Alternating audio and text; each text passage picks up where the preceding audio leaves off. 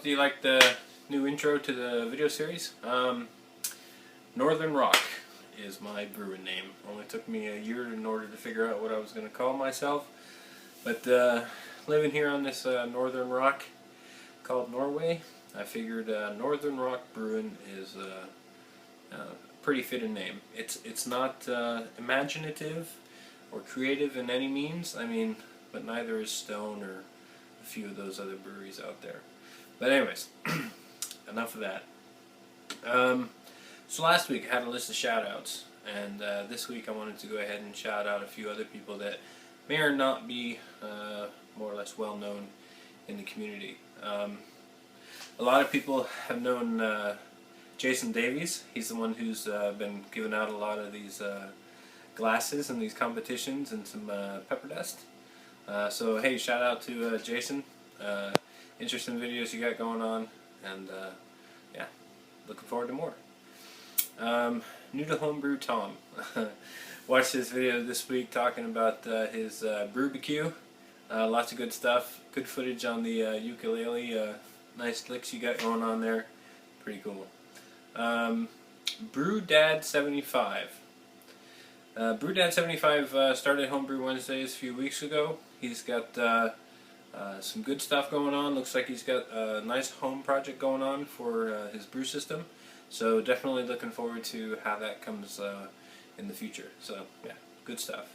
BrewDad75. eBurns812. eBurns812, watched a few of his videos, doing some beer reviews, and then also doing some homebrew stuff as well. So he's got some Homebrew Wednesdays that he's starting to put up. So looking forward to more from him. Firebrew TV. He's put in the beers in the SJ Pour experiment from the US side. So check him out. He's got some interesting stuff coming up. Looks like he's going to be doing some more videos in the future, so that'll be good. Another guy who yet another website out there, but you know, whatever's trying to bring this community together is great. There's a point where I think you know, where every other person's starting to create their own website and trying to get people to post things up there. You know, I salute you, congratulate you, but I don't feel as though I can participate in every single one's website stuff that's going on. You know, you stretch yourself too thin and nothing ever gets done. And Homebrew Wednesdays take up a lot of my time. At least I like watching them for a lot of the free time that I have available. So even though I can't participate in the website, I do want to give a shout out to Glover Brews. So he's got a lot of interesting videos that he's been posting up. So looking forward to more from you, sir. Jeremy, I'm going to screw this up. Motueka. I'm not going to screw that up anymore, though. Jeremy Buczek. Good guy. I'll put links to all these people down in the description. But he's also participated in the SJ Pour experiments, and hopefully he'll go ahead and continue to put out more videos as well. I can't mention. I have to mention this guy because if I don't, he's gonna troll me. But I'm just kidding, man. Lucky 13 Brewing, otherwise known as user ORSTK320 or Orstick320. Yeah, I do enjoy watching your videos, though I don't always comment on them. But I do like them. Relax, it's homebrew time. Again, you got a lot of interesting stuff going on. Good videos on some of the mistakes that you've done, and also solutions that you've done in order to fix them, or you know, wherever you are within the stages of the problem. The thing with the auto siphon, for example, is interesting. I saw, you know, there was 3 or 4 people who put out how to fix auto siphon problem type videos shortly thereafter. So that's pretty cool. Shout out to you, sir. I also want to give a shout out to Under the Stairs Brewing, Sam Larkman. He's got some good stuff. Another guy up there north of the U.S. border up in Canada. Cheers to you, sir. You got a lot of good stuff going on. Very, very busy. You talk fast, and yeah, you got a lot of things going on. That's cool. Looking forward to more in the future. Scoosy67. Cheers to you. Lots of good stuff going on, and looking forward to more. A new guy who just, I think he completed only 1 or 2 Homebrew Wednesdays so far, but some funny shit. This guy's a prepper.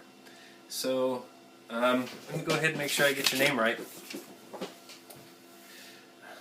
Sonoran Desert Prepper. Sonoran Desert Prepper is a guy that is prepping for whatever's going to happen. He's going to be prepared for it, so it doesn't matter. He's got protection for himself. He's got food supplies. He's got know-how and knowledge and water and pretty much everything that you need to survive whatever sort of catastrophe could happen. Preppers is this thing, since I seen him start his Homebrew Wednesday, this is the first exposure I have to preppers. So it's kind of interesting. You see him manhandle some baby rattlesnakes and things like that. So he's got some interesting videos on his channel, so make sure you tune in to him and give him a look-see. He's another Pliny the Elder fan, so if you don't like people who have lots of Pliny the Elder, you probably won't watch this guy. Also, shout out to the Welsh brewer. Cheers to you, sir. You got lots of good things going on. I really appreciate it and liked the how to create the amaretto video that you put out there. I'd be kind of interested to know, though, what was in the liquid that you dumped into your syrup. Was it just a wash, or was it more? There's a lot of great people in order to talk about or to give shout outs to, and I'm not going to be able to say everybody's name. Okay, so another thing, I came down here in the basement because I was going to actually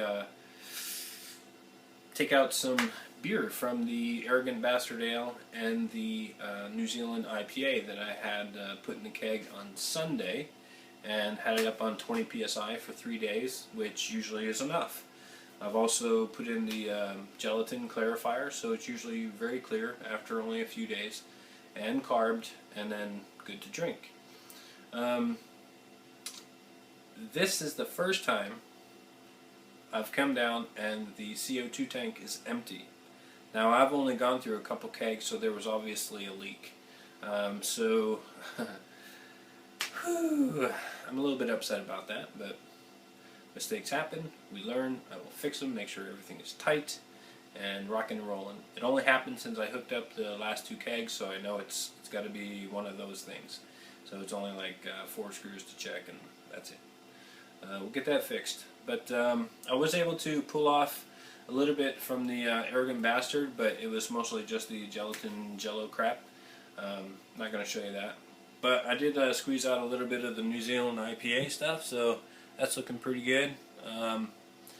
See a little bit of carbonation in it. The aroma is not as strong as I expected. Definitely not for an IPA. It's kind of, it's more like a hoppy pale ale.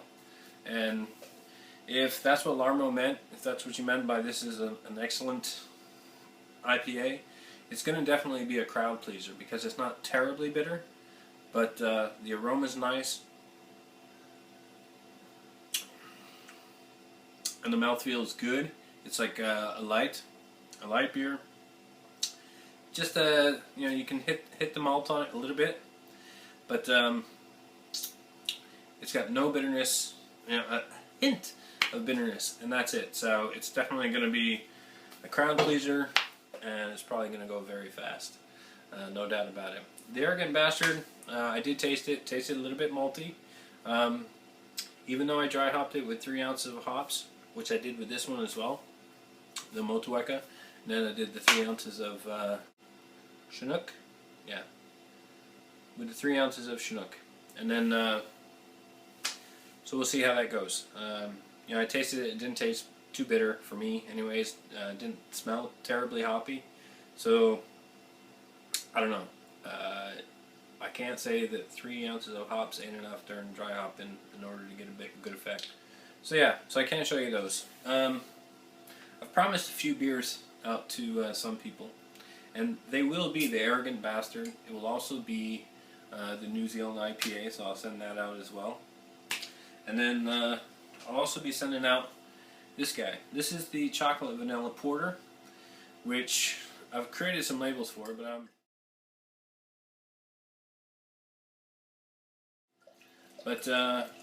going to call it my Coca-Cola. This was bottled up from the keg, so used a counter pressure filler. Yeah, we all know what that is, right? So that works out really well, and the aroma on this, you know, I can smell the chocolate and I can smell the vanilla. A hint of malts, and it looks very nice. I mean, the head on it is fantastic. You can see the carbonation coming up from the sides. It's pretty opaque, so you can't see through it much. But when I taste this, cheers.